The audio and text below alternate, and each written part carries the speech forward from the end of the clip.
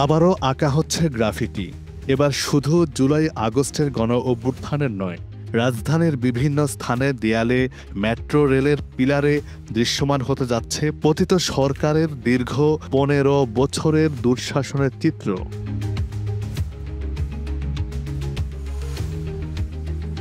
মাত্র ১ বছরের কম সময়েই জুলাই অভ্যুত্থানের স্মৃতিস্মারক গ্রাফিটি অনেক স্থানে মুছে যাওয়ায় সম্প্রতি এই বিষয়ে প্রতিবেদন প্রকাশ করে একুশে টেলিভিশন।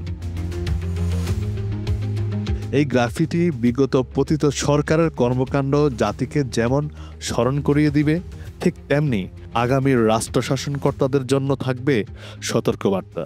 জুলাই মাসটি ছাত্রদের খুব স্মরণীয় একটি মাস এবং এখানকার যত গ্রাফিটিক যে আর্টগুলো হচ্ছে জনগণ সেটা দেখে খুবই পুরানো স্মৃতিগুলো স্মরণ করছে।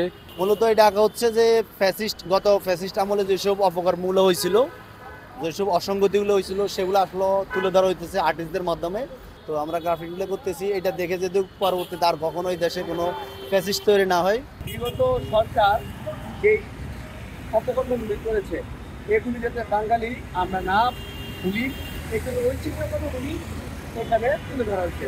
গত ১৫ বছরে যা যা অপকর্ম করেছে এই চিত্রগুলি আমরা রংতুলির মাধ্যমে কাজ করছি আর ফুটে তোলার চেষ্টা করছি।